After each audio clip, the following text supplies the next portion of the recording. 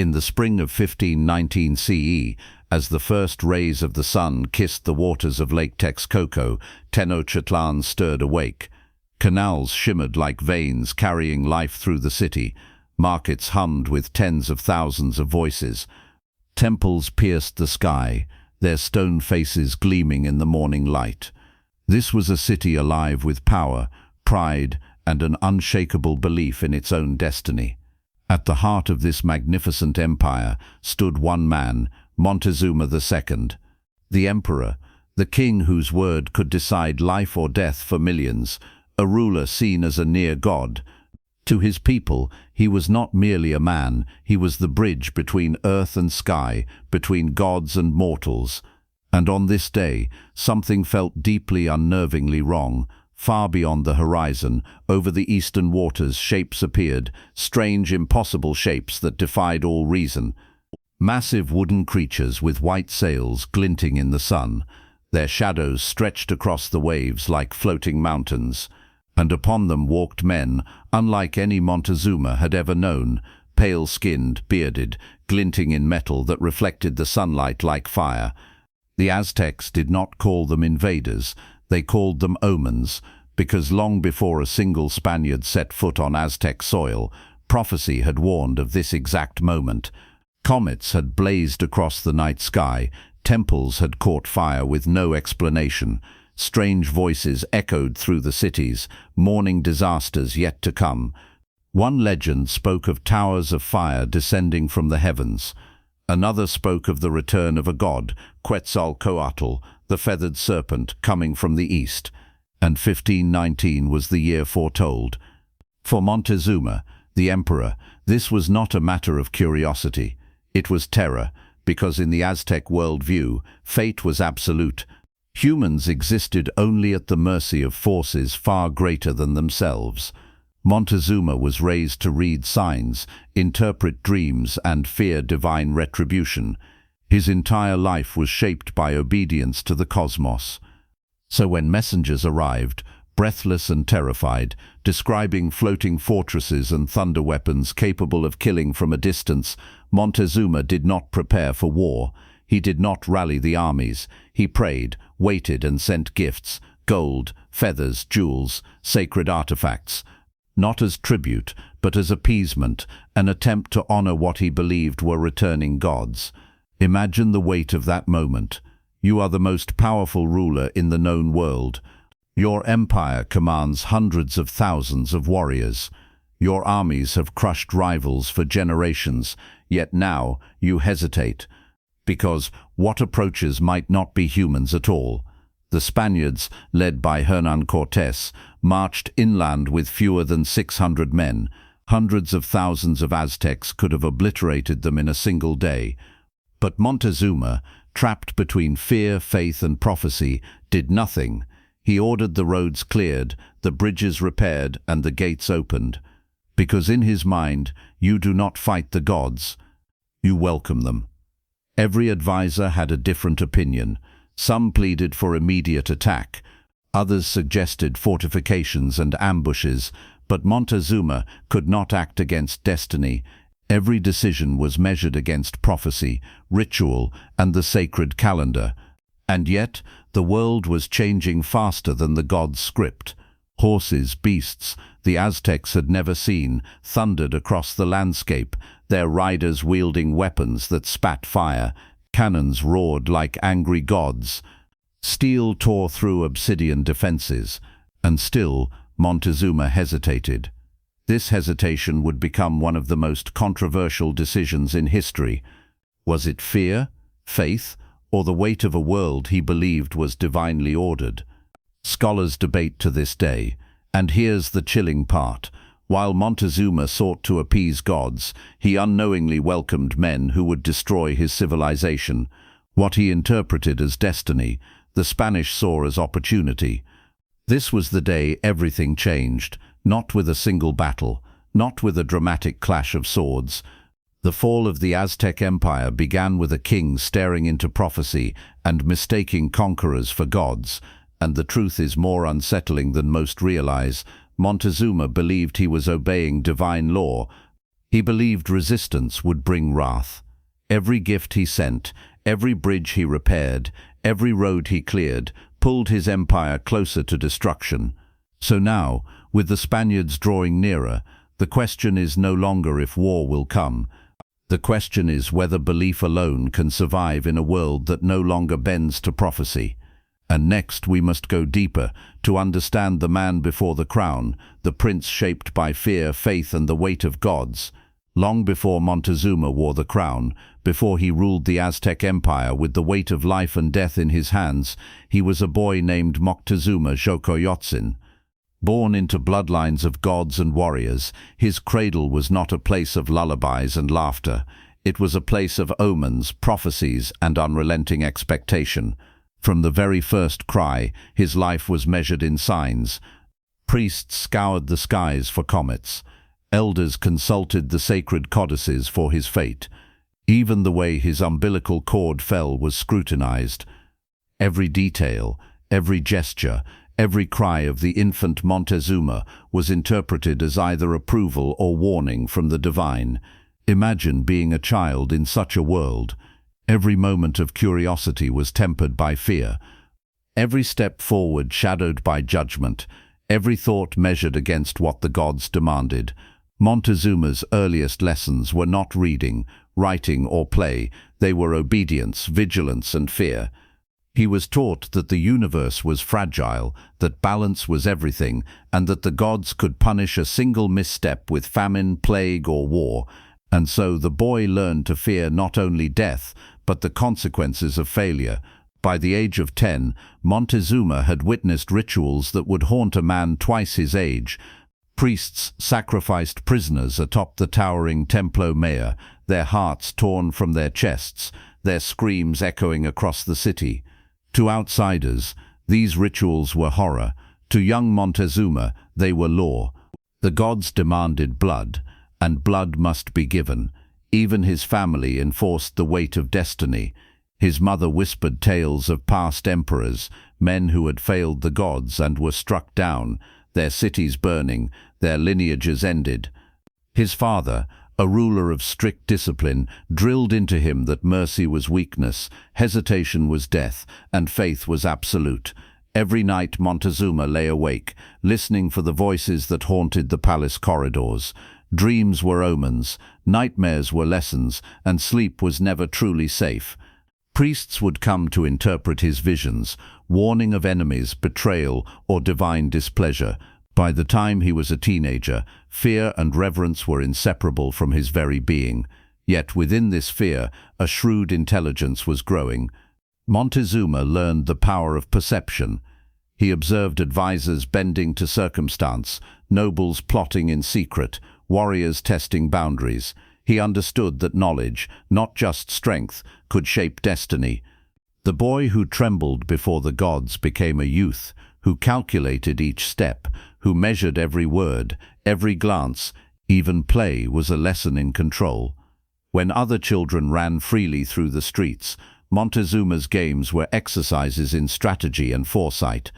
Mock battles taught him command, ritual dances taught him precision, and every competition emphasized skill over impulse. This was not childhood as we understand it. It was preparation for a crown that demanded not only leadership, but divine embodiment. By 17, Montezuma was no longer a boy. He was a shadow of what he would become. Advisors deferred to him during council meetings. Priests consulted him on omens. Warriors watched his decisions, learning to obey without question. Every action, every thought, every glance carried the weight of prophecy. And yet, there was always doubt. The same dreams that marked him as chosen also carried warnings. He saw visions of cities burning, of golden temples desecrated, of strangers arriving from across the ocean. These dreams were not taken lightly. In the Aztec world, visions were as real as flesh and blood. Montezuma's fear of the unknown was not ignorance, it was cultivated vigilance, a life lived on the razor's edge between reverence and terror. When he finally ascended the throne, at the age of 21, Montezuma's mind was already trained to see both the visible and invisible threats. Every ceremony, every sacrifice, every political decision was informed by a lifetime of reading the cosmos. He ruled with caution, with calculation, with a constant awareness that one misstep could bring doom to millions. And yet, there was one lesson that would prove fatal. The young emperor learned that the god's will could not be argued with, only appeased. He carried this belief into 1519, when strange white-skinned men arrived on the horizon. His hesitation, his desire to honor the divine rather than immediately strike, was not weakness, it was a lifelong conviction. One instilled in him through visions, sacrifices and fear. Montezuma's youth had been a crucible. Every ritual, every prophecy, every terrifying lesson molded him into a man who would see conquerors as gods and think surrender was wisdom. But this same fear, cultivated for generations of obedience, now bound him. It made him cautious, deliberate, and tragically vulnerable. By understanding the prince before the crown, we see how a man so powerful could become so paralyzed at the moment history demanded action. The boy who had been trained to fear the wrath of gods was now forced to confront the unknown and to make decisions that would ripple through history. So as 1519 unfolded, the Aztec world teetered on the edge. Montezuma's mind, sharpened by fear and faith, was about to meet the reality of men who answered to no god but ambition. Before Montezuma could rule, he inherited a world forged by violence and devotion. The Aztec Empire was not a peaceful civilization. It thrived on conquest, fear, and ritual. Its power was absolute, its control meticulous, and its appetite insatiable. Every stone of Tenochtitlán, every canal, every temple whispered a single truth: survival demanded obedience, and obedience demanded sacrifice. Imagine entering the capital for the first time as a visitor from a distant land. Markets overflowed with goods: maize, cacao, jaguar pelts, obsidian knives, gold dust that gleamed like sunlight trapped in tiny grains.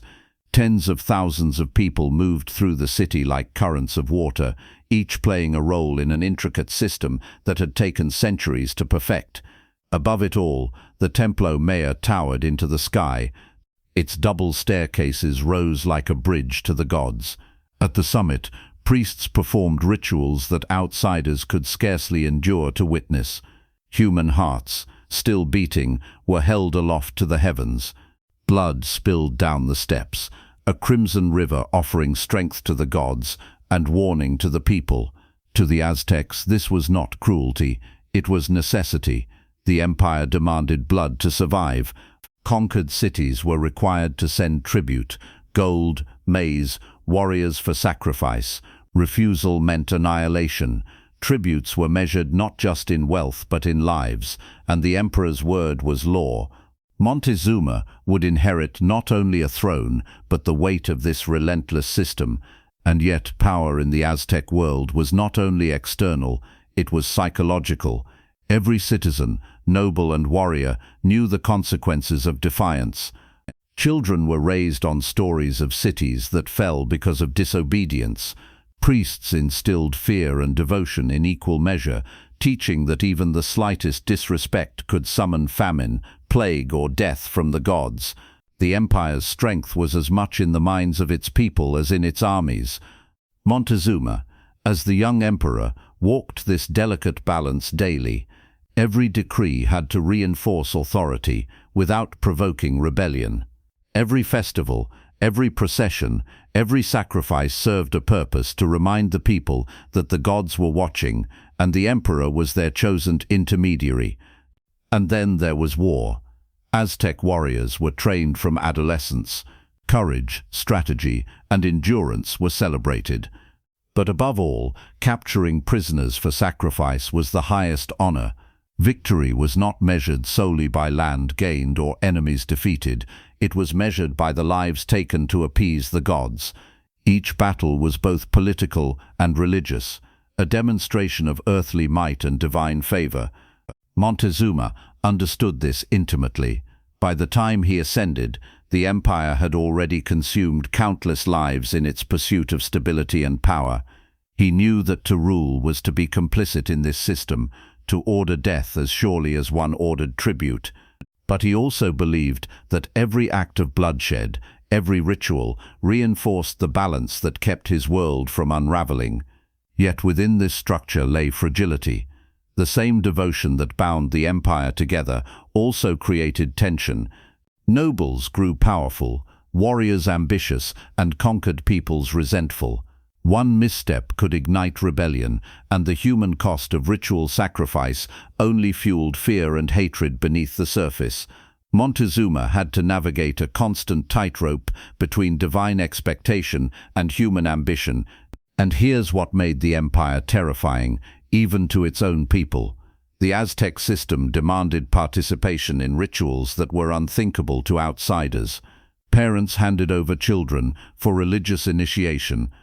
Prisoners were marched to the temple with dignity stripped away, and the emperor watched over it all, the ultimate guarantor of obedience and order. Blood was not just a tool, it was the currency of civilization itself. Montezuma's advisors reinforced this worldview. Priests reminded him that gods required regular nourishment. Generals reminded him that power came from fear as much as strength. And nobles reminded him that the smallest act of weakness could unravel centuries of conquest. In such an empire, hesitation was dangerous, even fatal. Every decision was weighed, not only for political consequence, but for cosmic balance. And yet, the very system that made Montezuma powerful also made him vulnerable, because absolute power relies on obedience, and obedience relies on perception. If the people ever questioned the emperor's divine favor, the empire could collapse like a temple struck by lightning. Every gift to the gods, every battle won, every prisoner sacrificed, was a reinforcement of Montezuma's authority, but it could never guarantee loyalty. It was a world built on paradox. Power demanded cruelty. Ritual demanded blood. Survival demanded absolute faith. Montezuma learned this truth early, internalizing it so completely that fear became instinct. Every ceremony, every council meeting, every step he took across the marble floors of his palace reminded him that even a god-king could be undone by doubt. And then, in the spring of 1519, that fragile system encountered something it could not predict: strangers from across the sea. Men with pale skin, strange armor, and thunderous weapons. The Aztecs had fought empires, rebels, and rival kings, but never anything like this. Montezuma faced a reality no prophecy had fully prepared him for, and the lessons of blood, ritual, and power suddenly felt like chains instead of armor, because an empire built on fear and obedience could not survive the psychological shock of something utterly alien. The same rituals that had maintained control for centuries now made him hesitate. The same emphasis on prophecy and omens that shaped his every decision caused him to misinterpret the strangers, not as humans, but as gods returning to claim what was theirs. This was the turning point. The Aztec Empire was at its height, unparalleled in wealth, architecture, and military might. And yet its very structure, absolute obedience, ritualized violence, divine interpretation, made it vulnerable to the unpredictable, the unknown, and the foreign. Montezuma's genius and his peril were one and the same, a ruler shaped by the need to maintain cosmic balance, whose every act of power carried the weight of life, death, and destiny. And as the Spaniards advanced, the cracks in this perfectly ordered world began to widen. The empire that had seemed invincible was about to meet a force that would exploit not swords but belief. The question now: how could an empire of gods and warriors be undone, not just by weapons, but by the invisible chains of faith, fear, and ritual? Long before the Spanish ships appeared on the horizon, Montezuma's world was already trembling. The signs had begun decades earlier, whispered through the winds, the stars, and the very earth itself. The Aztecs believed the universe spoke in patterns, and those patterns were not always kind. Comets streaked across the sky like blazing swords. Their trails were red as blood, terrifying in their brilliance. Some nights the moon glowed with a strange pallor, casting shadows that danced across temples in unnatural ways. The priests called them warnings from the gods, signs that the balance of the world was shifting. Montezuma, raised to interpret such messages, could not ignore them. One omen was whispered in fear for generations: the return of Quetzalcoatl, the feathered serpent. Prophecy told that he would come from the east, arriving in the year of the sacred calendar. White-skinned, bearded, powerful, a god-king returning to reclaim the lands he once ruled. Montezuma did not laugh at these stories. He remembered the cautionary tales of emperors who ignored signs, cities that had flourished suddenly burned, noble families that had grown wealthy vanished in a single season. The universe, he understood, had little patience for doubt. And the omens were not only in the sky. Fires erupted mysteriously in temples, forests, and marketplaces. Strange diseases struck villages in waves. Animals acted unnaturally, birds flew in confused patterns, snakes appeared in places they never should, and dogs howled into the night. Every anomaly, every whisper of the world's imbalance, reinforced the same terrifying lesson: the gods were angry, and their wrath could not be stopped. Montezuma's advisors brought him visions daily. Priests would recount dreams of floating mountains and creatures made of fire.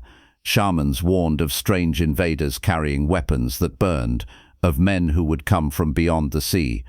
Some of these prophecies were vague, others eerily precise, and all demanded attention. Imagine the pressure on a ruler in such a world. Every sunrise could bring a sign of doom. Every message from distant provinces could be the harbinger of disaster. Montezuma had inherited an empire, yes, but also a responsibility far beyond that of any mortal. He had to interpret fate itself. Even the calendar itself seemed to mock him. The sacred cycles of time, the tonal Powali and Shupowali, were filled with warnings. Years were measured not only in days but in potential catastrophe. Montezuma knew that his own reign coincided with periods of great upheaval foretold by the stars. He could not act lightly, because inaction could be fatal, but action could also invoke divine punishment. And then there were the personal omens that struck him hardest. Dreams plagued him with images of a golden city falling into shadow, priests bleeding on the steps of the Templo Mayor, and strangers with pale skin walking unharmed through fire. Some nights he awoke screaming, the scent of smoke and blood still lingering in his chambers. Yet he could not dismiss these visions. In the Aztec world, dreams were more than subconscious. They were messages from the gods themselves. As reports of strange ships and men traveling inland reached him, Montezuma could not shake the connection. The floating wooden beasts described by messengers matched the return of Quetzalcoatl too perfectly to be coincidence. His advisors debated. Some urged war, others counseled caution, but the emperor's mind was already trapped between divine expectation and mortal fear. Even the people noticed the unease. Tenochtitlán, a city that had thrived on order and ritual, now pulsed with tension. Priests spoke of sacrifices meant to avert catastrophe. Nobles whispered about the fragility of their world. And Montezuma, the bridge between heaven and earth, carried the full weight of interpretation. Every decision, every gift sent, every ritual performed was a thread in the fate of the empire. Yet there was a subtle tragedy in all of this. The omens were real, terrifying, but they were also ambiguous. The Aztec obsession with prophecy meant that Montezuma's fear was magnified beyond reason. While other rulers might have ignored signs or acted with decisive force, Montezuma could not. To do so would be to defy the gods, and in his world, defiance was unthinkable. The arrival of Cortés and his small force of Spaniards only intensified the psychological pressure. Montezuma saw them not simply as men, but as the manifestation of prophecy. Every step they took inland, every bridge they crossed, seemed preordained, and because the empire had been built on faith as much as power, hesitation became obedience, and obedience, paradoxically, a fatal flaw. The sky, the earth, and the gods themselves had already begun the story. Montezuma was not merely responding to invaders, He was responding to destiny, as it had been written before he was born, and destiny, he believed, was absolute. This is the chilling truth. History often credits the fall of the Aztec Empire to steel, cannons, and horses, but the cracks appeared long before that, in the minds of rulers bound by prophecy, in the patterns of the universe itself. Montezuma's fear, cultivated over decades by omens and rituals, would dictate the first moves that ultimately led to catastrophe. And now, with signs pointing from sky to sea, the question was no longer if he would confront the foreigners, but how he would interpret them. Would he act as a king, or as a servant to prophecy? To understand why Montezuma hesitated, why he welcomed men into his city instead of striking them down, we must now look deeper into the Aztec mindset itself, a worldview where gods and men were inseparable, and obedience was survival. To understand Montezuma's hesitation, we must first step inside the Aztec mind, a world where the line between gods and men was razor-thin, and where the unknown was never merely curiosity, it was terror. The Aztecs saw the universe as a precarious balance, a fragile web in which the survival of the empire depended on ritual, obedience, and fear. Every sunrise was a battle against chaos. Every ceremony was a wager to keep the world from unraveling, and every citizen, from the humblest merchant to the emperor himself, was both participant and prisoner in this cosmic order. Montezuma had been raised to see threats everywhere, not just armies or rivals, but the spirits that lurked in shadows, the portents in the stars, the subtle whispers of fate. Even a misplaced step could be interpreted as a warning. Even a dream could dictate action. In such a world, hesitation was not weakness, it was survival. He understood that power alone was meaningless without divine approval. The gods could strip him of authority as easily as they could strip the crops from the fields or the rain from the sky. Every decision was therefore weighed against the unseen. Was attacking the Spaniards an act of courage or a violation of the celestial balance? Would sending gifts be humility or a signal of fear that could unravel his legitimacy? This mindset created a paradox. Montezuma was the most powerful man in the Americas, yet he lived in a state of constant uncertainty. Every ally could be a traitor. Every messenger could carry doom. Every stranger could be a god in disguise. And so he learned to act slowly, to interpret signs, and to place faith above instinct. It wasn't just prophecy that shaped him, it was psychology. The Aztecs had weaponized belief itself. Citizens were trained from childhood to fear the consequences of rebellion. Nobles were taught that even minor disrespect could bring divine punishment. Warriors knew that failure to capture prisoners for sacrifice meant shame and spiritual disaster. Montezuma's hesitation was therefore not an individual flaw, it was a logical extension of the system that had raised him. The young emperor's mind was a battlefield of calculation and fear. He constantly weighed probabilities, the strength of his army, the potential wrath of the gods, the reactions of the people, the meaning of dreams, the interpretation of comets. Every action carried infinite consequences, many of them unseen. And every hesitation was magnified because history and prophecy had taught him that a single misstep could destroy not only him but the entire empire. Consider this. While European rulers often acted on ambition and military strategy, Montezuma acted on a combination of fear, reverence, and ritualized logic. To attack could anger the gods. To do nothing could be interpreted as weakness by his own people. Every choice was a trap, every path fraught with potential catastrophe. And then came the Spaniards. Men in shining armor, riding animals the Aztecs had never seen, carrying weapons that spat fire and death. Montezuma saw them and did not see ordinary men. He saw prophecy fulfilled. He saw divine return. And in his mind, to attack them would be sacrilege, not merely a political error, but a cosmic one. This mindset explains what outsiders often misinterpret as weakness. Montezuma was not naive. He was trained for decades to read the signs, to interpret omens, and to respect forces far beyond human comprehension. His hesitation was obedience writ large. It was a man acting according to the deepest truths he had been taught since birth. Even the gifts he sent, gold, feathers, jewels, sacred artifacts, were part of this worldview. They were not bribes. They were offerings to appease what he believed were divine beings. To him, diplomacy was ritual, not strategy, and every bridge he repaired, every road he cleared, was an act of devotion, not capitulation. Yet there was a subtle tragedy woven into this mindset. The Aztec focus on ritual and fear created rigidity, a mental structure that could not adapt to truly unprecedented threats. Montezuma's worldview had prepared him for enemies of flesh and blood, but it had not prepared him for invaders who defied every expectation, men whose technology, ambition, and psychology were utterly alien.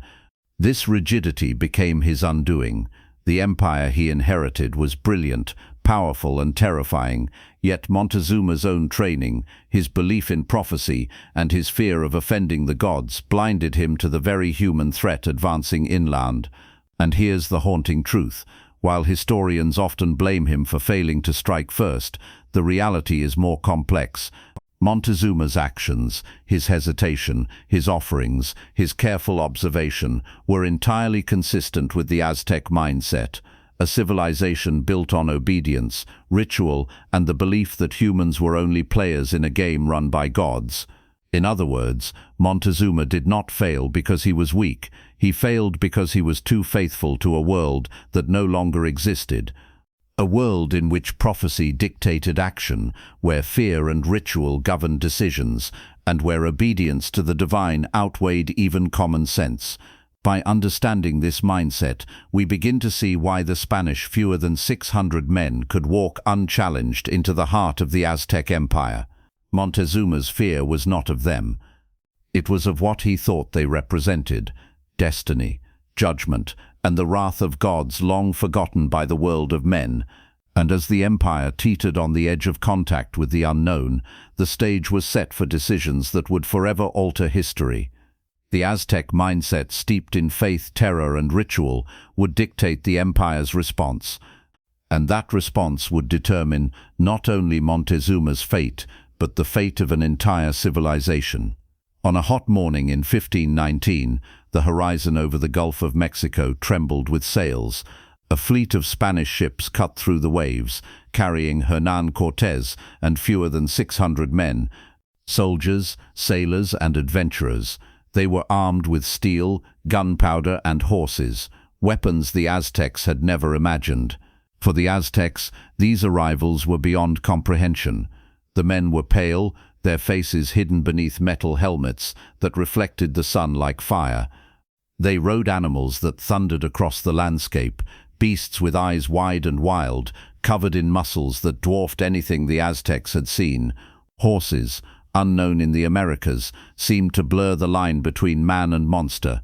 Imagine being an Aztec messenger rushing to Tenochtitlan, panting and sweating, trying to describe what you saw. Words failed. Creatures armored, riding monsters, fire, thunder. It sounded like a tale of gods or demons, and for Montezuma, trained since birth to read omens and trust prophecy, it was all too familiar. This was the return of Quetzalcoatl, the feathered serpent, foretold centuries earlier. But here's the paradox. Cortés and his men were not divine. They were explorers, conquerors, opportunists. Yet their appearance and technology exploited Montezuma's belief system. The Aztec emperor, convinced of prophecy, hesitated. Every step the Spaniards took inland confirmed the warnings he had spent decades learning to heed. Despite commanding an empire of hundreds of thousands, Montezuma made a choice that would shock the world. He did not attack. Instead, he sent emissaries, gifts, and messages of peace, gold, precious stones, sacred artifacts, not as tribute, not as submission, but as appeasement to what he believed were gods. Cortés, on the other hand, was calculating. He understood the power of perception. A ruler who sees you as divine can be manipulated. Montezuma's hesitation became the Spaniards' advantage. With every bridge repaired, every road cleared, every gift sent, they moved closer to the heart of the empire without lifting a sword. And yet the Spaniards' numbers were laughably small, fewer than 600 men, against an empire that spanned hundreds of thousands of warriors, with trained soldiers, elite jaguar and eagle warriors, and fortified cities. Any other emperor would have crushed them. But Montezuma's worldview, his fear of offending the gods, blinded him to the obvious. Humans could be dangerous, even without divine power. The arrival of Cortés also exposed the Aztecs' vulnerability to psychological warfare. The Spanish carried weapons that fired without human touch, cannons and arquebuses that thundered across the landscape. The sound was alien, terrifying, and unforgettable. Horses trampled Aztec formations in seconds. Steel swords cut through obsidian with frightening ease. And the Spanish wore armor that reflected the sun, giving the illusion that they were glowing, untouchable beings. The people of Tenochtitlan whispered in fear. The markets quieted. Priests performed extra sacrifices to appease gods who might have been angered by the foreigners' arrival. And Montezuma, sitting in his palace, watched, measured and waited, trying to reconcile prophecy with reality. Some advisors urged him to strike, close the roads, burn bridges, crush the invaders while they were weak. But Montezuma's fear of the unknown, his belief in fate, and his lifelong conditioning made action seem like sacrilege. To attack these men might be to strike at a god himself, and Montezuma's training had taught him that defiance of the divine could bring destruction not only to him but to the empire. Even now, the psychological tension was palpable. Cortés and his men were mortal, yet every move they made amplified the sense of inevitability Montezuma had learned to fear. Every step inland was prophecy fulfilled. Every horse that clattered through the forests seemed like a living omen. Every cannon blast shook the ground, and the soul of the Aztecs alike. And there's a horrifying truth here. History remembers this as a confrontation between civilizations, but Montezuma saw it differently. To him, resistance could summon wrath. Compliance might delay disaster.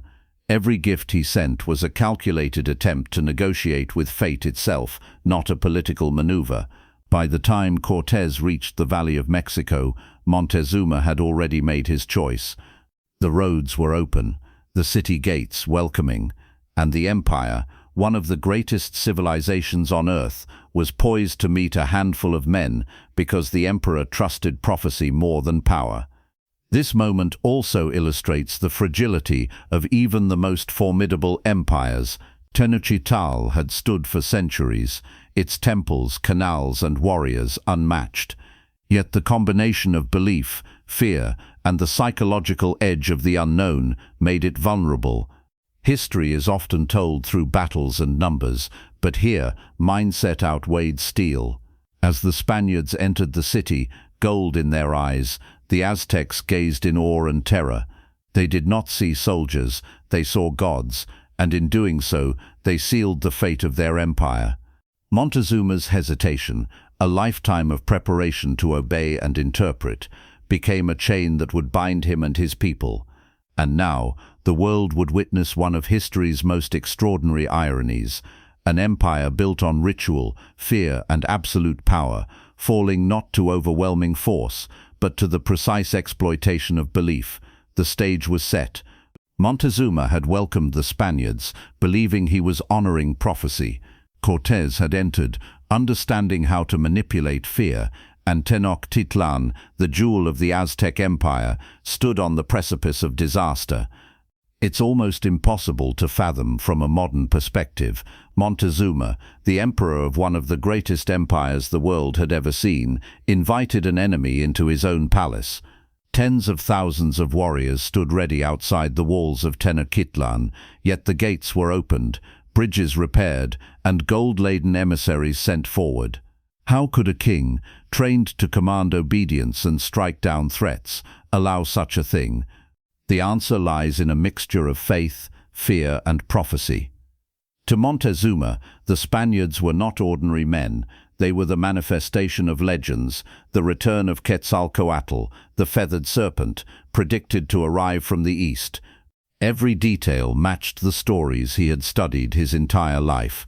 Pale skin, beards, arrival during the sacred calendar year. To attack them would not only risk angering the gods, it might bring the end of the world itself. Montezuma had inherited an empire built on obedience and ritual. He had been trained to interpret omens, to see beyond mere mortals, to act as the conduit between the divine and humanity. In such a world, sometimes inaction was considered bravery. Sometimes waiting, watching and honoring prophecy was seen as strength. And Montezuma believed this was one of those times. Even as Cortés marched closer with his handful of men, Montezuma sent gifts: gold, feathers, jade, precious stones. Every offering was carefully chosen to appease the gods, to honor what he saw as their divine representatives. And yet, these gestures also had another function. They bought time to understand, to interpret, to pray, time to ensure that the empire did not collapse under a mistake. Imagine the psychological weight on Montezuma's shoulders. Every advisor had an opinion. Some urged immediate attack. Some whispered that the foreigners were mortal, that hesitation was weakness. But the emperor had spent a lifetime learning obedience to fate above personal instinct. Every step had to align with divine will. Every action, even inaction, was weighed against centuries of prophecy. Montezuma's hesitation was also a calculated observation. The Spaniards were a strange, unpredictable force. They had horses that thundered like monsters, weapons that spat fire, and steel that cut through obsidian. They moved quickly, coordinated, and utterly fearless. For a ruler who measured the universe through omens, this was both terrifying and awe-inspiring. To strike blindly might provoke disaster.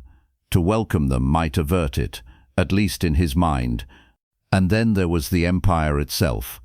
Tenochtitlán was magnificent, but delicate.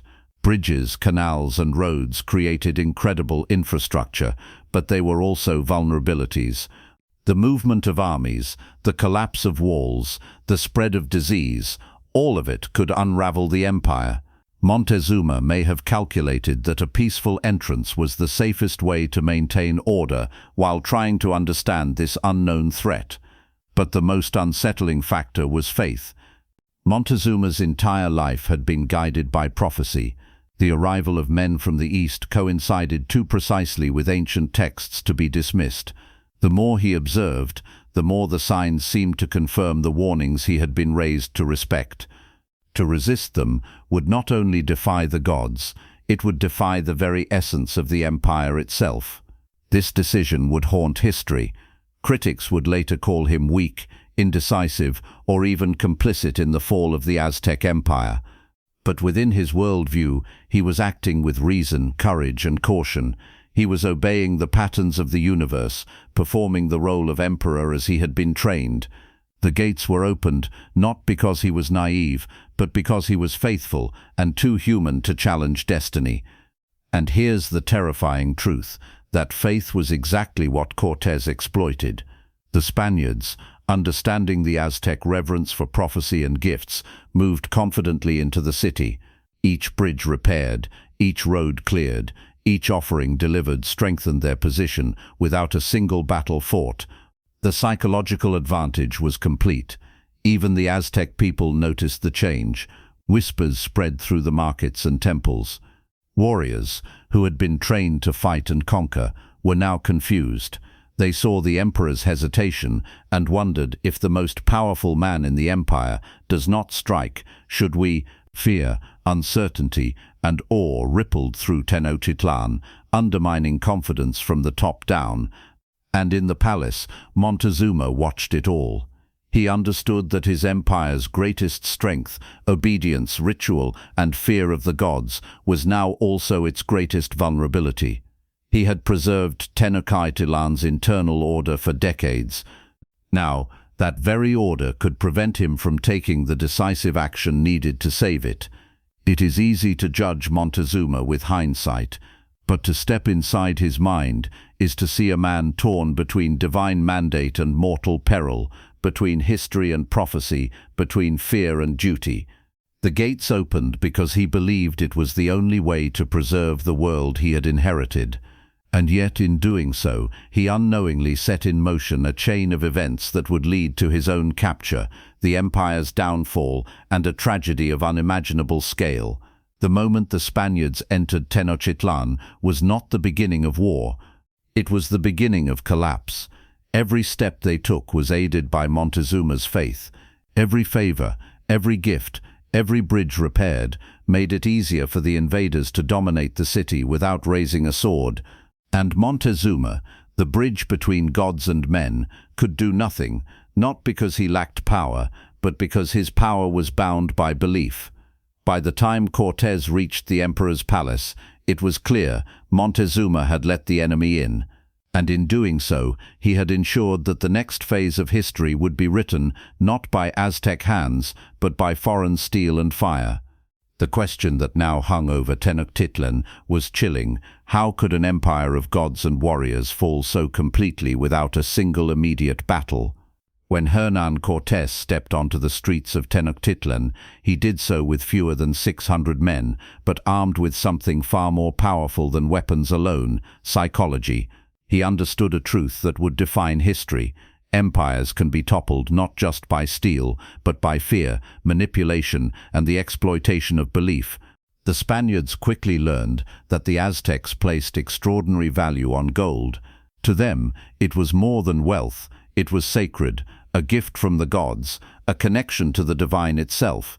And Montezuma, believing these men to be quasi-divine, responded in ways that would seal his fate.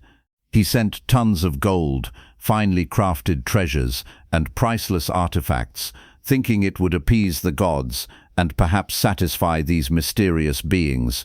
Imagine the psychological strain on Montezuma. Every gift he sent was a gamble. If he gave too little, he might anger the gods. If he gave too much, he might embolden men he did not fully understand. Yet he chose the only course he knew: ritual obedience disguised as diplomacy. Every gold disc, every feathered headdress, every ceremonial object was a prayer, a bribe, and a warning all at once. Cortés, a master of perception, saw the opening immediately. He knew that to a people so steeped in prophecy and divine interpretation, gold and gifts were more than currency. They were leverage. Each offering increased his influence over the emperor, eroded the confidence of local leaders, and heightened the aura of inevitability around the Spaniards. Montezuma's devotion to prophecy had inadvertently handed Cortés a psychological victory without a single clash of swords. But it wasn't just gold. Prophecy itself became a weapon. Cortés subtly encouraged the belief that he might be Quetzalcoatl returned, aligning every movement with the fears Montezuma already carried. The timing, the appearance of his men, the unfamiliar technology, all of it reinforced the narrative Montezuma could not ignore. Every cannon blast, every horse's thunderous step, every shining breastplate whispered, "I am part of destiny." The combination of gold and prophecy created a perfect storm. Montezuma, trained to obey signs and honor divine warnings, felt trapped in a web of inevitability. The Aztec emperor could not attack without fear of cosmic punishment. He could not delay without risking the empire's perception of weakness. Every gift sent was both appeasement and submission, and every step Cortés took inland reinforced the sense that history itself was unfolding exactly as the gods had decreed. The psychological manipulation didn't stop at Montezuma. Cortés also understood the importance of the Aztec nobility and warriors, who were observing every move. If the emperor appeared submissive or cautious, it could fracture loyalty, creating uncertainty at the very top. By letting Montezuma believe he was acting according to prophecy, Cortés effectively controlled the narrative. The emperor's hesitation became a tool for conquest. Even the city's residents were drawn into this subtle warfare. Merchants whispered about the gods from the east. Priests debated the meaning of every cannon blast. Nobles wondered if resistance was sacrilege. Fear spread faster than armies ever could. Cortés had turned belief into a weapon, bending the entire population to uncertainty and awe without bloodshed. And yet, the most horrifying aspect is that Montezuma himself was complicit unknowingly. His reverence for prophecy, his devotion to ritual, his obsession with omens, all of it created the opening for Cortés's strategy. The emperor, in trying to honor the gods and preserve the empire, had allowed it to be undermined from within. Every gift of gold, every act of welcome, every bridge repaired strengthened the invaders' grip. Gold, prophecy, and psychological warfare were intertwined. Montezuma's faith made him cautious, Cortés' cunning made him relentless, and in that delicate dance, Tenochtitlan's fate was written not with swords alone, but with belief, perception, and manipulation. By the time the Spaniards entered the inner city, the emperor was already weakened, not by battle, but by his own mind. The psychological edge Cortés gained would allow him to dominate the heart of the empire, slowly isolating Montezuma, turning allies into skeptics, and eroding the cohesion that had made Tenochtitlan invincible. And here's a chilling truth.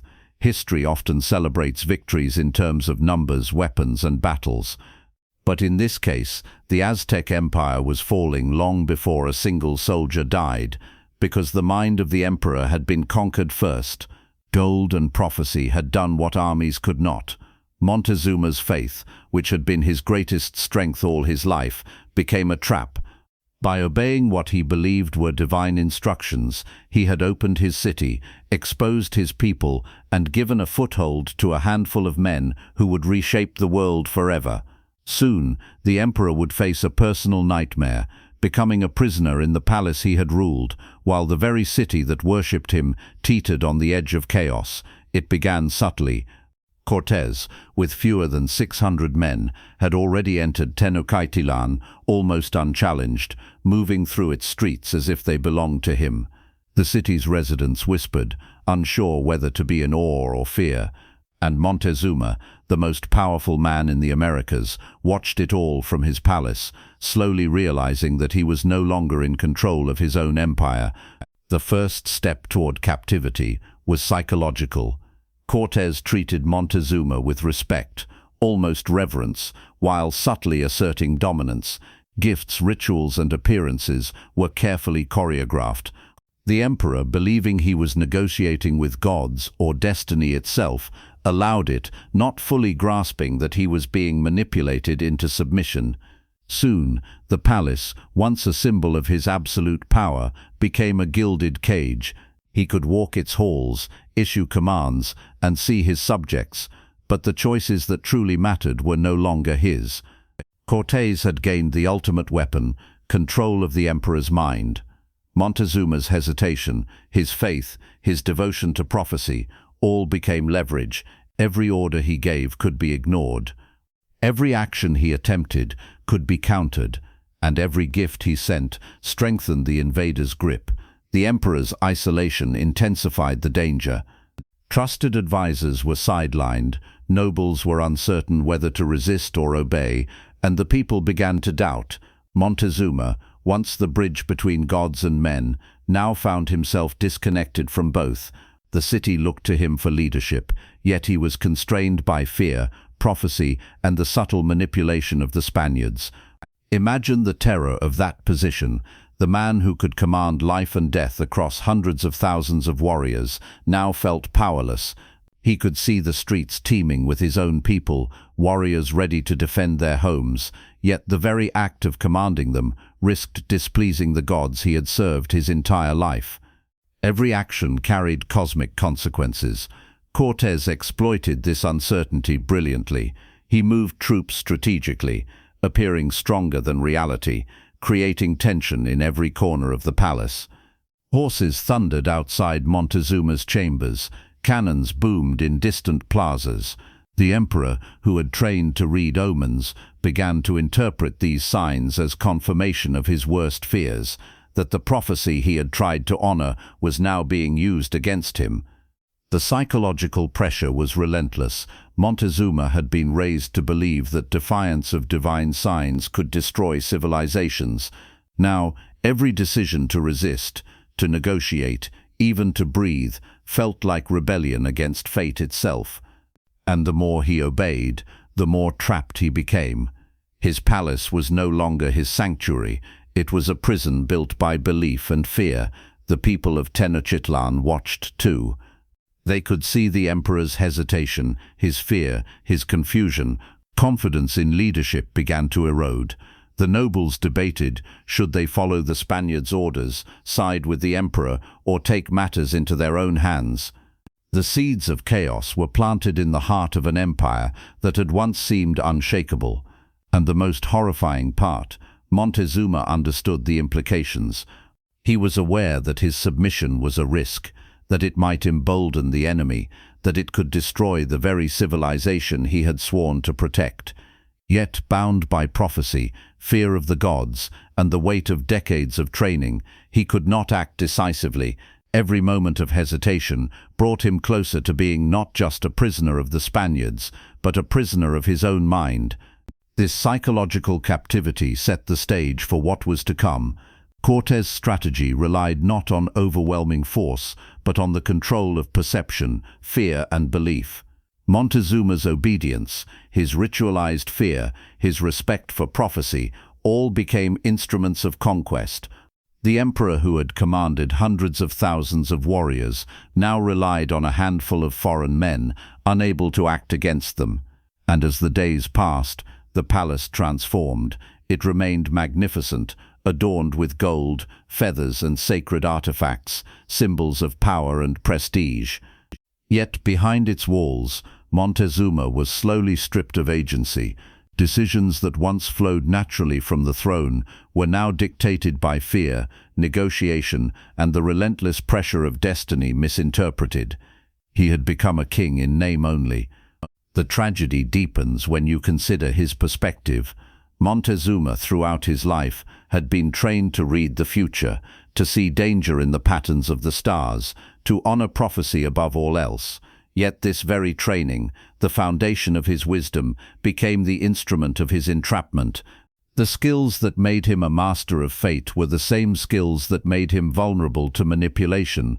And here's the cruel irony: he had opened the gates, repaired the bridges, sent gold and tribute, all to preserve his empire and appease the gods. And in doing so, he surrendered the control that might have saved it. By the time the Spaniards were fully entrenched in the palace, Montezuma was not only a prisoner of Cortés' strategy, but a prisoner of the world he had spent a lifetime understanding. His people, his empire, his destiny, all hung in the balance, controlled by a man he believed might be a god returned. It was a chilling lesson. Power is meaningless without agency, and faith can be both a guide and a prison. Montezuma's captivity was not marked by chains or walls, but by the invisible bonds of prophecy, fear, and belief. And in that gilded prison, the first irreversible cracks in the Aztec Empire began to appear. The stage was set for disaster. Montezuma, trapped in his own palace, held both the loyalty and the future of an empire in his hands, yet every move he made only tightened the grip of the invaders. And soon, Tenochtitlan would face the flames, the betrayal, and the chaos that would follow. Montezuma sat silently in his palace, surrounded by gold, feathers, and sacred artifacts, symbols of the empire he ruled, yet now reminders of his power slipping through his fingers. The city outside was alive with uncertainty, whispers of fear, and the subtle chaos of a population unsure whom to obey. And the emperor, once the voice of Tenochtitlan, had become almost silent. This silence was not simple quiet. It was a strategic paralysis born from fear, faith, and obsession with prophecy. Montezuma could see the Spaniards moving through his city, could hear the thunder of horses and the boom of cannons, and could feel the anxiety of his people, yet he could not act decisively. Every word he considered, every command he weighed, carried the potential to offend the gods, betray his people, or accelerate the empire's collapse. The nobles and warriors looked to him for guidance, but all they received were cautious gestures and ambiguous instructions. This lack of decisiveness created tension at every level of society. The Aztec warriors, trained for obedience and action, were left confused and frustrated, watching their emperor hesitate while a foreign force advanced with impunity. Imagine being a general under Montezuma's rule. You see your city threatened, the enemy growing bolder each day. Orders should be clear, strategies decisive, yet the emperor speaks in riddles, delays action, and consults priests more than generals. Fear spreads faster than armies, and confidence erodes as quickly as the river flows through the canals of Tenochtitlan. This silence was also a psychological tactic, though perhaps not intentional. Montezuma's devotion to prophecy and ritual made him slow to act. Every move had to align with signs from the gods. Every decision was filtered through the lens of destiny. And the more he hesitated, the more the Spaniards exploited that hesitation, moving with calculated confidence into the heart of the empire. The city's citizens felt it. Merchants whispered in markets. Priests debated the meaning of every action. Mothers worried for their children. Soldiers wondered whether obedience to Montezuma was still the right path. The emperor's silence echoed across the city like a shadow, sowing uncertainty where once there had been order. And yet, the silence was not cowardice. Montezuma's restraint was deeply tied to his worldview. In his mind, rash action could invoke divine wrath. To attack without the gods' blessing could be catastrophic. To resist without understanding the signs could doom not just him, but Tenochtitlan itself. His silence was obedience to a higher order, a tragic calculus of faith and fear. But silence in a time of crisis is dangerous. Cortés recognized this immediately. Every moment Montezuma hesitated, allowed the Spaniards to consolidate power, isolate the emperor, and manipulate the perception of the people. The psychological advantage shifted even further into their hands, and Montezuma, trapped by faith, unwittingly handed them control over the city without a single major battle. The emperor's advisors tried to act. Some urged immediate strikes, others whispered of strategic retreats, yet Montezuma's hesitation paralyzed decision-making. Every voice in his council room was filtered through the lens of prophecy. Every plan had to be weighed against signs, omens, and the invisible threads of fate. It was leadership under collapse, not because of weakness, but because faith had become a cage. Even the people outside could sense the tension. Tenochtitlan had never been so silent, so uncertain. Markets were quieter. Temples, usually alive with ritual chants, seemed subdued. The very air of the city was heavy with anxiety. And in the palace, Montezuma sat like a figure trapped between worlds, a king who could command armies, yet could not act without divine sanction. This silence had consequences beyond the immediate military situation. It eroded trust, created doubt, and began to fracture loyalty. Nobles questioned whether Montezuma could protect them. Warriors wondered if resistance was futile, and the population, sensing indecision at the top, began to look elsewhere for answers, even if those answers came from the invaders. Montezuma's silence, his hesitation, his obsession with prophecy, all combined into a perfect storm of psychological collapse. Cortés, fewer than 600 men, had achieved something incredible. He had subjugated a powerful empire without large-scale fighting, using the emperor's beliefs against him. Yet the tragedy of Montezuma's position cannot be overstated. He was not foolish or weak. He was a man who had dedicated his life to understanding the world through signs, omens, and divine guidance. He had been trained to respect fate above all else, and now that very devotion left him powerless as his empire teetered on the edge. As tension mounted in the palace, the emperor became increasingly isolated. Even those closest to him could not bridge the gap between divine obedience and practical action. Every day was a struggle between faith and reason, destiny and strategy, belief and survival. And here's the chilling reality. The fall of Tenochtitlan did not begin with war. It began with a man silenced by prophecy, trapped by faith, and paralyzed by the weight of an empire that depended on his decisions. The next steps would escalate the crisis, leading to imprisonment, betrayal, and the eventual burning of the city. The sun had set, and Tenochtitlan's canals reflected the fiery glow of chaos. Smoke curled into the sky, carrying the scent of burning timber and fear. The city that had stood as the heart of the Aztec Empire, a marvel of engineering, wealth, and ritual, was collapsing in ways no one had imagined. The Spaniards, fewer than 600 men, moved through the streets with terrifying efficiency. The people had once believed the gods protected them, that Montezuma's presence ensured divine favor. Now, those beliefs faltered under the thunder of cannon, the trampling of horses, and the steel that cut through obsidian. Tenochtitlan was burning, and the gods, at least to the terrified citizens, seemed to have abandoned it. Imagine the terror of that night. Families ran through narrow streets, children clutched in desperate arms.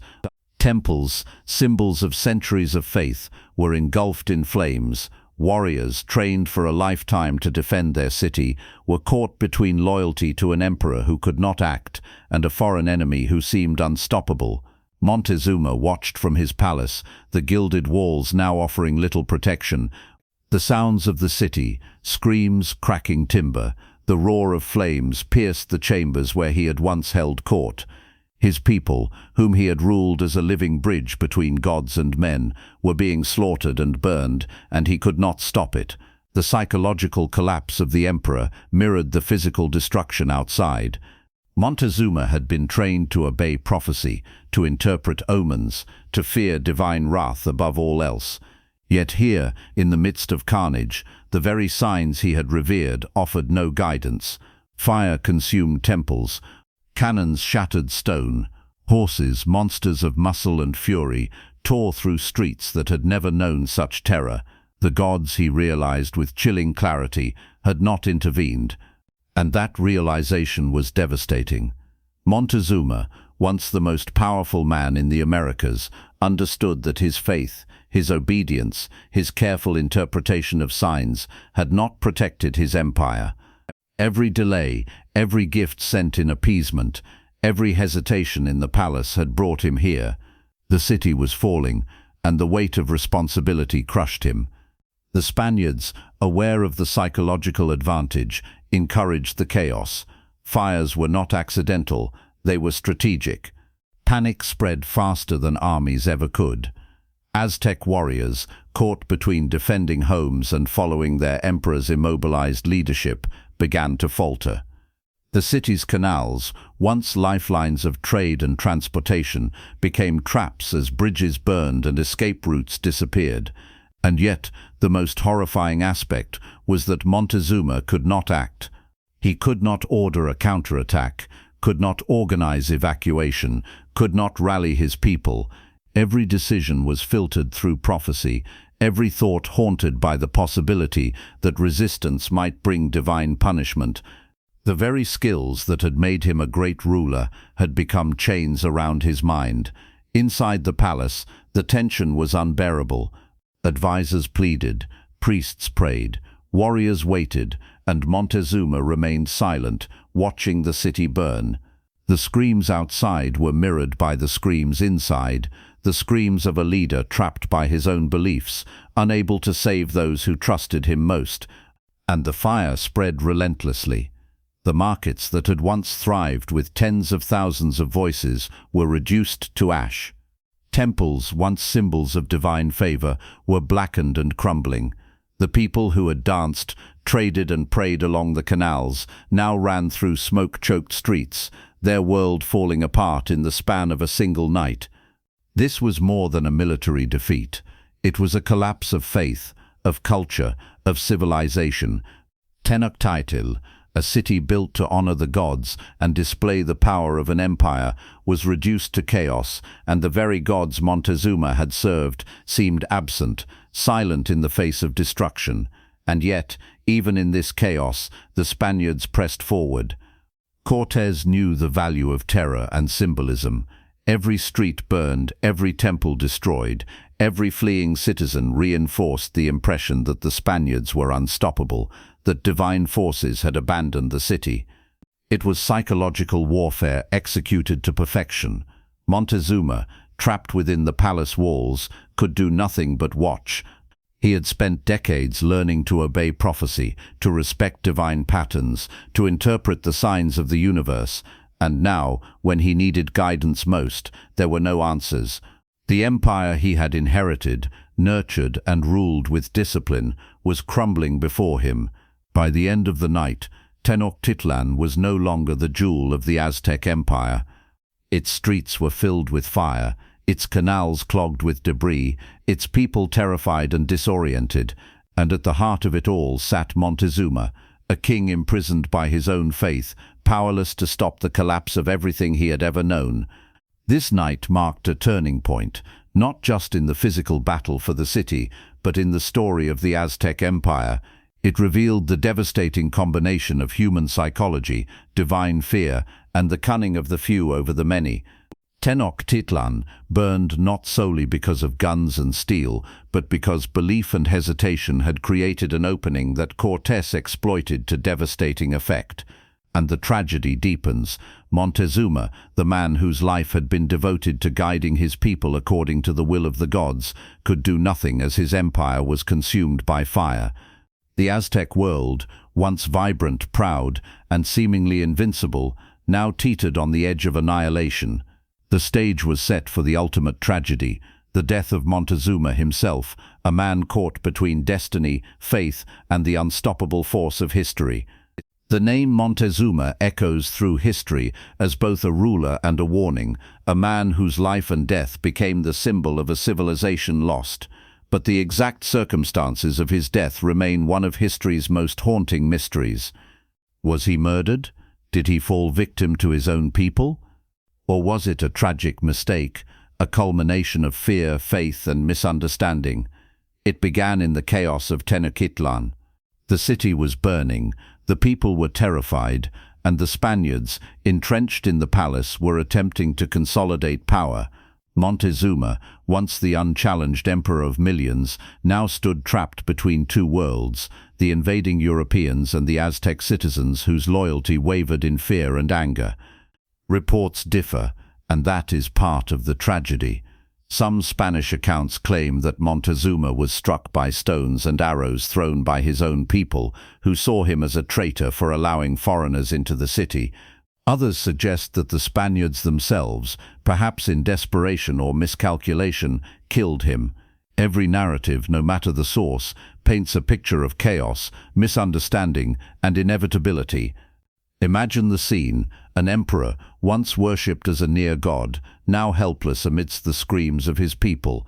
He had obeyed prophecy, opened the gates, sent gold, and tried to appease what he believed were divine forces. Yet now, that same obedience made him appear weak, a puppet in the eyes of the very citizens he had sworn to protect. And in their fear, confusion, and anger, the lines between loyalty and betrayal blurred. Some historians argue that Montezuma's death was preventable. If he had acted with decisiveness, rallied his warriors, or resisted Cortés sooner, perhaps the city might have survived longer, perhaps even repelled the invaders. But to ask this is to misunderstand the man and the world he lived in. Montezuma's life had been shaped by prophecy, ritual, and divine obedience. His hesitation was not weakness, it was a reflection of the cultural and spiritual framework that guided every decision he had ever made. And yet the result was undeniable. Montezuma was dead, and the Aztec Empire teetered on the edge of total collapse. His death symbolized more than the loss of a ruler. It was the death of centralized authority, the shattering of faith, and the unraveling of a civilization. Without their emperor, the people of Tenochtitlan lost the figure who had been both a spiritual and political anchor. Chaos reigned, and the Spaniards moved with brutal efficiency to exploit it. But the tragedy goes even deeper. Montezuma had been taught that kings were intermediaries between gods and men, responsible not just for governance but for maintaining cosmic balance. In that sense, his death was catastrophic on both earthly and spiritual levels. The Aztecs believed that the misalignment of power could invite calamity, famine, disease, or worse, and as Tenochtitlan burned, it seemed that fate itself had turned against them. There is a haunting moment to consider. Montezuma, lying wounded or perhaps dying, surrounded by the chaos he had tried to prevent, must have understood that the empire he had inherited and nurtured was slipping beyond his control. The same prophecies he had spent a lifetime interpreting had guided him into a trap from which he could not escape. Every gift, every act of appeasement, every hesitation, all led to this moment. And what of the Spaniards? They recorded his death in ways that justified their conquest. Some accounts depict Montezuma as a martyr, struck down by the hand of fate or by the misguided anger of his own people. Others depict it as an unfortunate casualty of war, a mistake amid the confusion of a city in flames. But regardless of the narrative, the reality is chilling. A man who once ruled millions died powerless, his decisions twisted by faith and circumstance, leaving a civilization vulnerable to complete annihilation. Montezuma's death also illustrates a profound truth about leadership under impossible conditions. Even the greatest emperor, the most revered king, can be rendered helpless when facing forces beyond comprehension, whether those forces are foreign invaders, cultural expectations, or the weight of prophecy itself. Power, it seems, is only as strong as the framework that supports it, and the psychological impact on the city was immediate. Without Montezuma's presence, the chain of command fractured. Nobles, warriors, and priests debated next steps, while Cortés capitalized on the disarray. Fear and confusion replaced faith and loyalty. Tenochtitlan, once a jewel of civilization, now teetered on the brink of collapse, and its people had lost the anchor that had held their world together. Montezuma's death was more than a moment in history. It was a pivot. It symbolized the vulnerability of even the most powerful, the danger of relying on prophecy over action, and the human cost of misaligned belief and strategy. And yet, in that tragedy lies a haunting reflection. Montezuma acted as he had been trained, faithfully, obediently, and dutifully, and still it was not enough. As the flames consumed Tenochtitlan and the cries of the dying echoed across the city, the man who had once ruled from the palace balcony, issuing commands that shaped an empire, was gone, and with him, the stability of a civilization that had stood for centuries began to unravel, leaving the stage open for conquest, colonization, and the rewriting of history. Montezuma's death remains a mystery, a tragedy, and a lesson in the intersection of faith, power, and human psychology. Was he a victim of murder, a martyr for his people, or simply a man caught in an impossible situation? Perhaps all three. One thing is certain: his life and the way he died would echo through history as the beginning of the end for the Aztec Empire. History is written by the victors, and in the case of the conquest of the Aztecs, that statement could not ring truer. When Hernán Cortés returned to Spain, he did not just recount battles, he crafted a story, one that elevated his heroism, downplayed Aztec resistance, and rewrote the truth of an empire's fall. To understand the full impact of this, imagine the chaos of Tenochtitlan, a city ablaze, thousands dead, the emperor murdered or captured, and a small force of Spaniards holding power through strategy, manipulation, and terror. The reality was far from a glorious conquest. Cortés, with fewer than 600 men, had used psychological warfare, prophecy, and internal divisions to bring down a civilization that had millions of inhabitants and centuries of history. Yet the story he told back home painted him as the conqueror of a mighty empire through sheer military genius alone. In letters to King Charles V, Cortés framed the narrative with deliberate emphasis. The Aztecs, he claimed, had fallen almost effortlessly. The role of internal dissent, Montezuma's hesitation, and the manipulation of belief were downplayed or omitted entirely. He presented the conquest as a divine triumph of Spain and Catholicism, masking the complexity, terror, and tragedy that had actually unfolded. This rewriting of history had profound consequences. By controlling the narrative, Cortés and his men shaped European perceptions of the New World. The Aztecs were depicted as savage pagans, their sophisticated culture reduced to exotic anecdotes. Spanish superiority was magnified, and the human cost of conquest, the destruction of a civilization, the burning of Tenochtitlan, the slaughter of thousands, was obscured behind the veil of heroic storytelling. Even more chilling is how this lie influenced subsequent generations. Scholars, chroniclers, and storytellers for centuries relied on Spanish accounts, creating a version of history that emphasized European valor and minimized Aztec agency. Monuments, paintings, and literature celebrated Cortés, while Montezuma became a tragic footnote, the passive emperor who failed, rather than a man navigating impossible choices in a world turned upside down. The truth, however, is more complicated and far more tragic. The Aztecs were not weak, the Spaniards were not invincible, and Montezuma was not foolish. The empire fell because psychology, prophecy, and strategy combined in a perfect storm, and the conquerors knew how to exploit it. Yet, European history textbooks often simplify the narrative: small Spanish force versus massive empire, swords triumph over sorcery, Christendom prevails. The nuance is erased, and the rewriting didn't stop at Europe. Even after the fall of Tenochtitlan, Spanish authorities worked to erase Aztec culture and impose colonial narratives. Temples were destroyed, artifacts seized, and indigenous voices silenced. The story of Montezuma, once a living, complex ruler, became a legend shaped by conquerors' perspectives. His fears, his faith, his struggles, all filtered through the lens of those who wanted to portray themselves as heroes. Consider the psychological impact on the Aztecs themselves. Survivors returned to a city stripped of its temples, markets, and leaders. The memory of the conquest was framed by Spanish accounts, not personal experience. Generations would grow up learning a version of history that glorified the conquerors and diminished the conquered, further entrenching the erasure of one of the greatest civilizations the Americas had ever known. Cortés' letters and reports were masterful propaganda. He emphasized divine providence, portraying Spanish victory as inevitable, ordained, and righteous. The suffering of the Aztecs, the brutality of the campaign, and the fact that it relied on the manipulation of Montezuma and internal dissent were either minimized or omitted. History, as a result, became a tool, a way to justify conquest, claim legitimacy, and secure fame. The lesson here is profound. History is rarely neutral.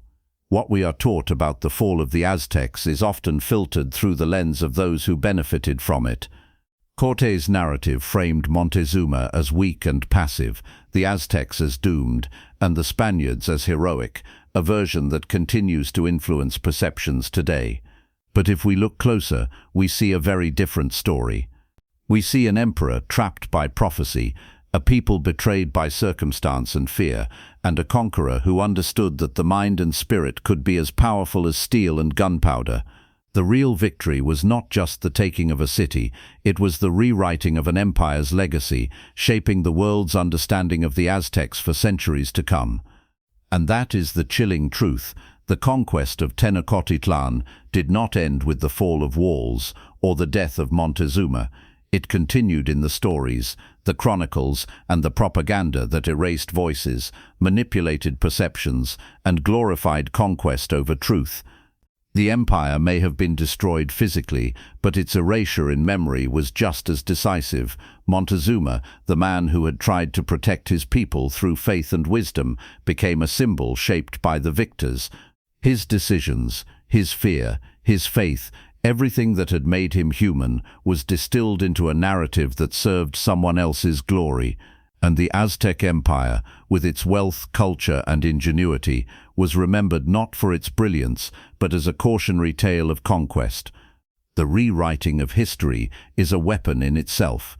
By shaping the story, Cortés ensured that European audiences would see inevitability instead of strategy, heroism instead of terror, and conquest instead of tragedy. And for centuries, the real story of Montezuma and Tenochtitlan remained obscured, hidden in the ashes of a city, in the silenced voices of survivors, and in the gold that had once flowed freely through its markets. When most people think of the fall of the Aztec Empire, they imagine swords, cannons, and blood-soaked battlefields. They picture Hernán Cortés and his Spaniards cutting through a civilization with superior weaponry. But the truth is far more devastating and far more subtle. Guns and steel mattered, yes, but they were only part of the story. The real destruction came from forces almost invisible: disease, psychological warfare, and the unraveling of a society's very fabric. Imagine Tenochtitlan in 1520, a thriving city of hundreds of thousands, its canals alive with commerce, its temples pulsing with ritual and devotion. Now imagine that same city, a year later, crippled not just by foreign invaders, but by invisible killers coursing through its population. Smallpox, measles, and other European diseases arrived with the Spaniards. People who had never been exposed to such plagues had no immunity. Whole families vanished. Communities were decimated. The fear of death became almost as deadly as the weapons themselves. Montezuma and his advisors had no understanding of germ theory. They could not see the contagion, could not stop it, could not pray it away. And in a society that equated divine favor with success and survival, the epidemics were interpreted as signs of wrath from the gods. Faith, which had guided generations, became another source of terror. But disease alone does not tell the full story. Psychological collapse played an equally crucial role. Cortés and his men were masters of manipulating fear. They exploited prophecy, superstition, and internal divisions. Montezuma's hesitation, the Spanish display of seemingly supernatural power, horses, cannons, armor that reflected the sun, and the deliberate acts of terror created a sense of inevitability among the Aztecs. People began to doubt their leaders, question their gods, and lose faith in the structures that had held society together for centuries. This is where the human mind became as much a weapon as steel. Communities fractured. Nobles argued. Soldiers hesitated. When Montezuma was killed, the center of authority vanished. Even the most loyal warriors were unsure of their next move. In such an environment, fear spreads faster than armies. Panic overwhelms strategy. And in the chaos, society begins to unravel from the inside out. The Aztec system itself contributed to its vulnerability. Society was rigidly hierarchical and heavily ritualized. Success relied on obedience, coordinated action, and belief in divine order. When the emperor was compromised, when the gods appeared absent, and when disease struck indiscriminately, the entire system destabilized. It wasn't just the Spaniards who conquered. It was the combination of external invasion and internal collapse. Food shortages worsened the crisis. The destruction of crops, markets, and transportation routes, combined with population loss from disease, created famine. Starving citizens were less able to resist, more likely to turn against leadership, and more vulnerable to manipulation. By the time Cortés fully seized control, Tenochtitlan was already weakened, not just physically, but mentally, spiritually, and socially. And here's the chilling paradox. The Aztecs were technologically advanced. Their weapons, while not metal, were deadly. Their city was a marvel of engineering. Their warriors had trained for decades in the art of war. Yet all of that mattered little against a convergence of forces that could not be fought with swords or shields. This is a lesson history often overlooks. Civilizations fall not only because of armies or conquest, but because disease, fear, and psychological manipulation can dismantle a society faster than any sword. Tenochtitlan, for all its grandeur, was a victim of this invisible strategy. And the human cost was unimaginable. Estimates suggest that in just a few years, tens of thousands of Aztecs perished, not just in battle, but from disease, starvation, and the psychological devastation of losing leadership and faith. Entire neighborhoods emptied. Temples stood abandoned. Families were shattered. The cultural, social, and religious fabric of the empire was torn apart beyond repair. Yet the Spaniards took the credit. Guns, armor, and tactics were highlighted in chronicles, while disease and psychological collapse, the true killers, were minimized or ignored. History remembered Cortés as a brilliant military strategist, not as a vector of etiquette and manipulation. The Aztec Empire was portrayed as doomed, as if conquest was inevitable, as if the fall of one of the greatest civilizations in the Americas had been preordained. The tragedy is also deeply human. The people of Tenochtitlán, who had lived in one of the most vibrant, organized, and spiritually rich societies in the world, were destroyed not just by foreign weapons, but by factors that no one could have fully controlled. Fate, faith, disease, and human cunning combined to create an unstoppable force, and at the center of it all, Montezuma's efforts to protect his people, guided by prophecy and obedience, were rendered tragically insufficient. So the fall of the Aztecs was not a story of guns alone. It was a story of invisible enemies, both microbial and psychological. It was a story of faith, exploited, societies destabilized, and human vulnerability exposed. And it is a reminder that power, wealth, and culture, no matter how grand, can be undone by forces unseen. Montezuma, the emperor who tried to interpret the will of the gods and protect his people, watched as all he knew collapsed. Tenochtitlán burned, its citizens perished, and its empire was shattered, not by technology alone, but by a devastating convergence of human, spiritual, and microbial forces. Montezuma II died, but the story of his life and the empire he led did not end with the flames of Tenochtitlán. His legacy is complicated, tragic, and misunderstood. He was neither a perfect ruler nor a fool. He was a man trapped between destiny, faith, and forces beyond his control, and his choices echo through history as both warning and lament. After the conquest, Europeans portrayed Montezuma as weak, passive, even naive, but this is a simplification that obscures the real tragedy. Montezuma's decisions were shaped by the very world that made the Aztec Empire great, a culture of prophecy, ritual, and divine obedience. He had ruled a civilization that required careful balance between human ambition and cosmic order. When that balance was threatened, Montezuma faced impossible choices: fight and risk divine wrath, appease and risk human rebellion, or hesitate and risk the collapse of everything he loved. Even in defeat, Montezuma's story holds lessons in courage. He faced a situation no ruler could have ever anticipated: a foreign force exploiting prophecy, fear, and human psychology with ruthless precision. He tried to protect his people, to uphold tradition, and to navigate forces both natural and supernatural. His failure was not personal, but systemic. He inherited a world built on rigid hierarchies and spiritual rules, and when that world collided with a completely foreign approach to warfare and diplomacy, the outcome was catastrophic. The human cost of his legacy is staggering. Tenochtitlán, once vibrant and thriving, was reduced to ruins. Families, communities, and cultural knowledge were lost almost overnight. Art, literature, architecture, and religious knowledge were systematically destroyed or appropriated by the conquerors.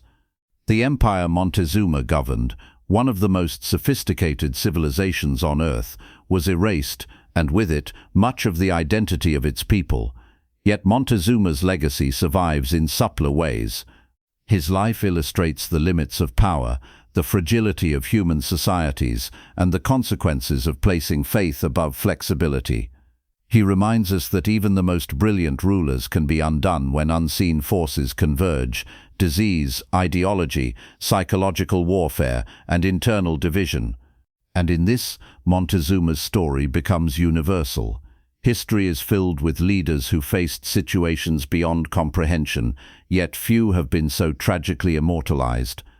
There is also a cultural dimension to consider.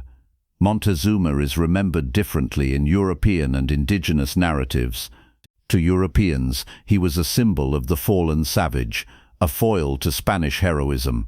To indigenous people and historians today, he is a tragic figure, a man whose attempts to protect his people were overwhelmed by circumstances he could neither predict nor control. His story reminds us that history is not simply a record of victories and defeats. It is shaped by perspective, memory, and the stories that survive. Even his name carries weight.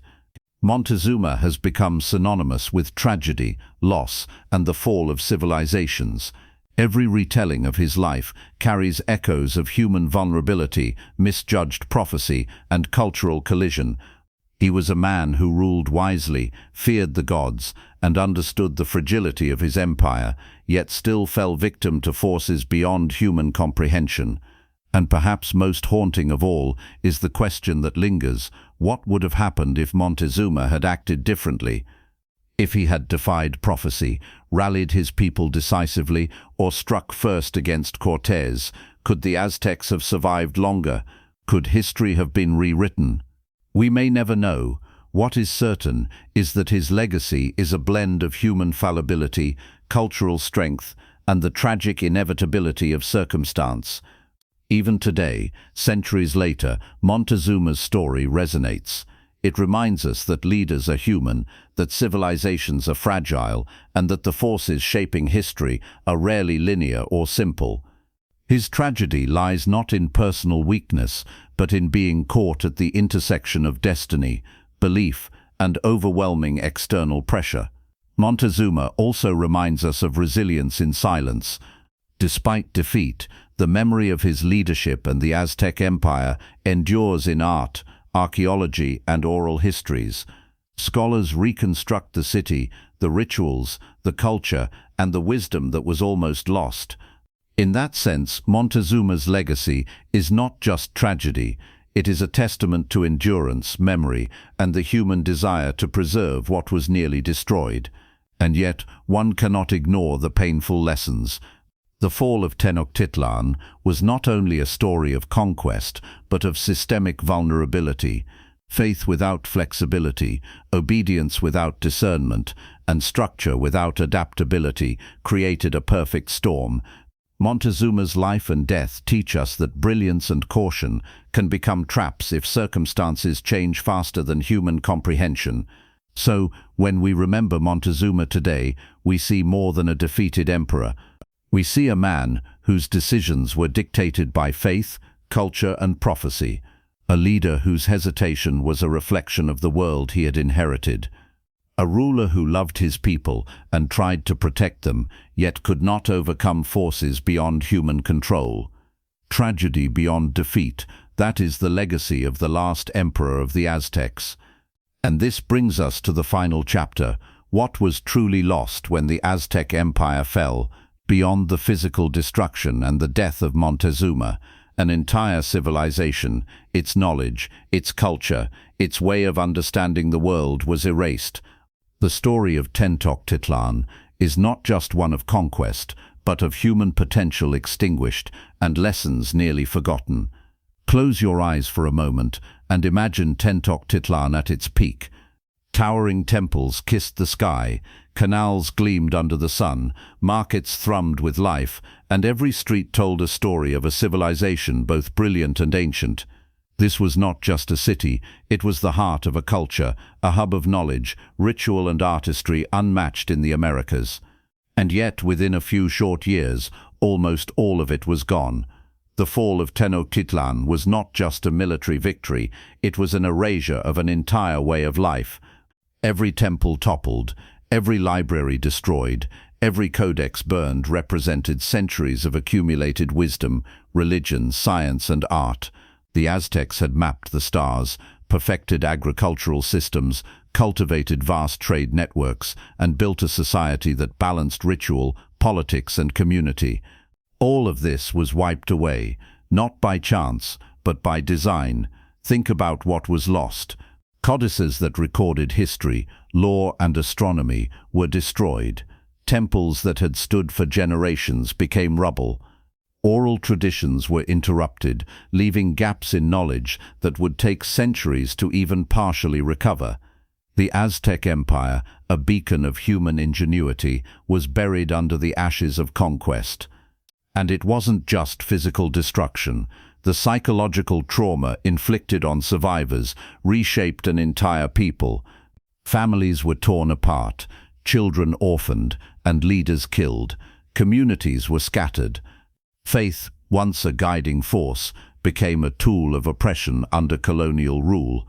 The culture of the Aztecs, their rituals, values, and knowledge, was forced into hiding, surviving only in fragments passed down quietly through generations. Yet, even in erasure, traces endure. Archaeology, art, language, and oral histories have allowed modern humanity to glimpse the brilliance of the Aztecs.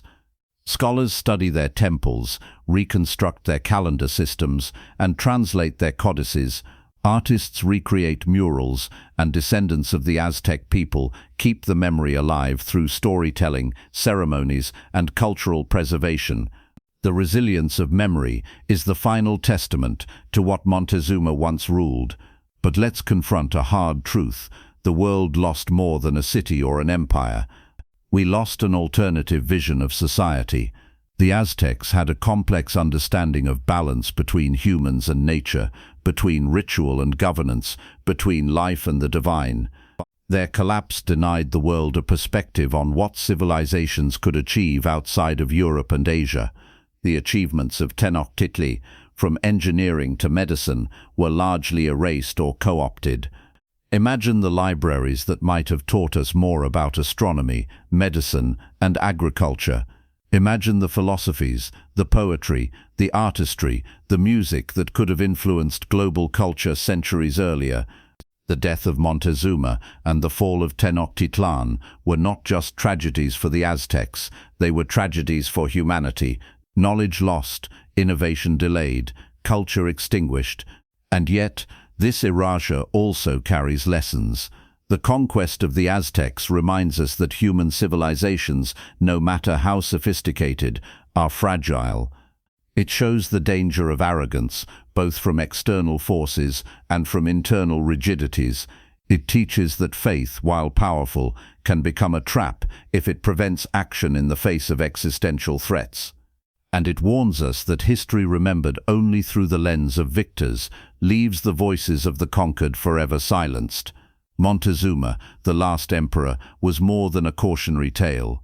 He was a symbol of the limits of power, the weight of leadership, and the human cost of misunderstanding and miscalculation.